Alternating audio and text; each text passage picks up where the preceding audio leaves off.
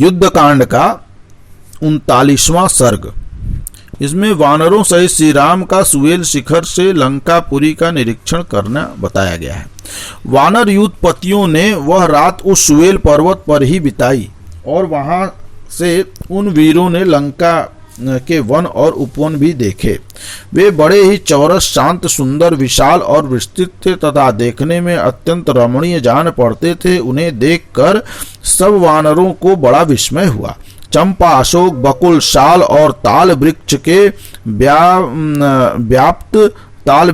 व्याप्त तमाल वन से आच्छादित और नाग केसरों से आवृत लंकापुरी हिताल, अर्जुन, नीप अर्थात कदम, खिले हुए चितवन, तिलक, कनेर तथा पाटल आदि नाना प्रकार के दिव्य वृक्षों से जिनके अग्रभाग फूलों के भार से लदे थे तथा जिन पर लता वल्लियां फैली हुई थीं, इंद्र के अमरावती के समान शोभा पाती थी। विचित्र फूलों से युक्त लाल कोमल पल्लवों, भरी घासों तथा विचित्र वन श्रेणियों से भी उस पुरी की बड़ी शोभा हो रही थी। जैसे मनुष्य आभूषण धारण करते हैं, उसी प्रकार वहां के वृक्ष सुगंधित फूल और अत्यंत रमणीय फल धारण करते थे। चैत्ररथ और नंदन वन के समान वहां का मनोहर वन सभी ऋतुओं में भ्रमरों से व्याप्त हो रमणीय शोभा धारण करता था। दात्युह, कोयष्ट, बक और नाचते हुए मोर उस वन को सुशोभित करते थे। वन में झरनों के आसपास कोकिल की कूक सुनाई पड़ती थी।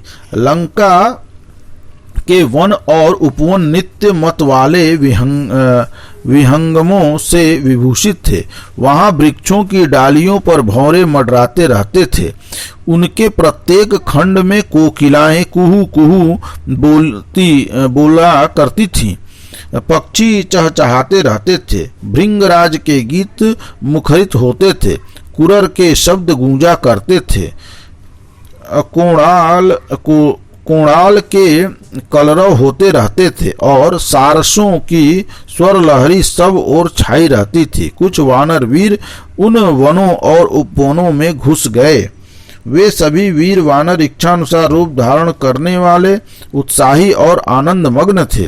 उन महातेजस्वी वानरों के वहां प्रवेश करते ही फूलों से संसर्ग से सुगंधित तथा घ्राण इंद्रिय को सुख देने वाली मंद वायु चलने लगी। दूसरे बहुत से युद्धपति उन वानर वीरों के समूह से निकलकर सुग्रीव की आज्ञा से ध्वज पताकाओं से अलंकृत लंकापुरी में गए।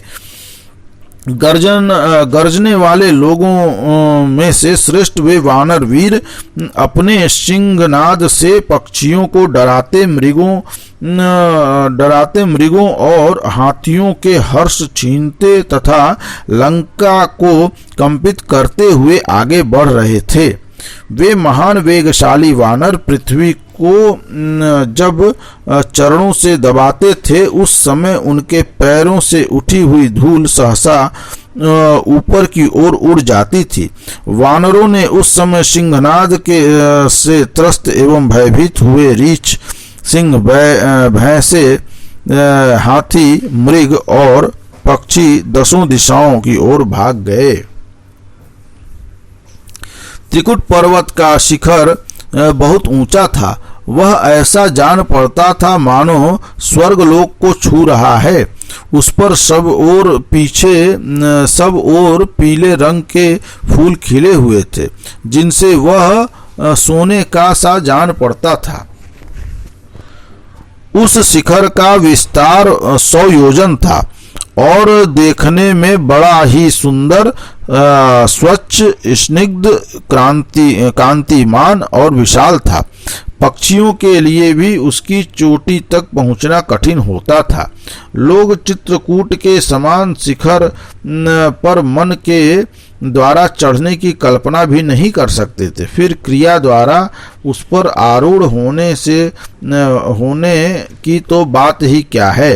रावण द्वारा चलित लंका चित्रकूट के उस शिखर पर बसी हुई थी। वह पूरी 10 योजन चौड़ी और 20 योजन लंबी थी। सफेद बादलों के समान ऊंचे ऊंचे गोपुर तथा सोने और चांदी के परकोटे उसकी शोभा बढ़ाते थे। जैसे ग्रीष्म के अंतकाल में वर्षा ऋतु से घनीभूत बादल आकाश की शोभा बढ़ाते हैं, उसी प्रकार प्रसादों और विमानों से लंकापुरी अत्यंत सुशोभित हो रही थी। उस पुरी में सहस्त्र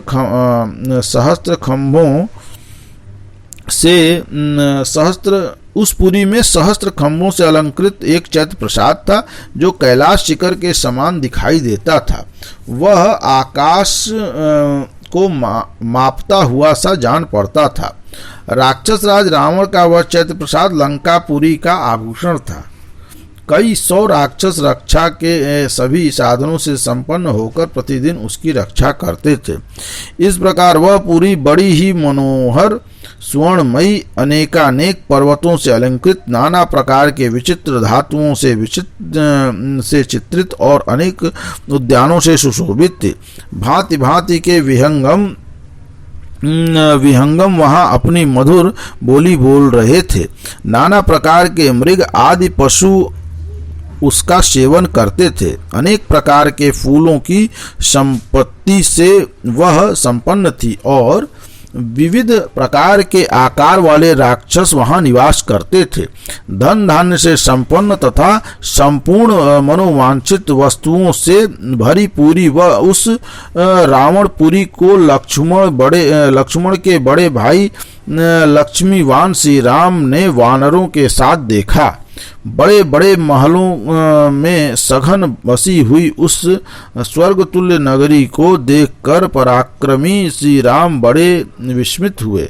इस प्रकार अपने विशाल सेना के साथ श्री रघुनाथ जी ने अनेक प्रकार से रत्नों से पूर्ण तरह तरह की रचनाओं से सुसज्जित ऊंचे ऊंचे महलों की पंक्तियों से अलंकृत और बड़े बड़े यंत्रों से युक्त मजबूत किवाड़ वाले वह अद्भुत पुरी देखा। इस प्रकार यह युद्धकांड का 39वां सर्ग यहाँ पूर्ण हुआ। बोलिए राजा रामचंद्र की जय।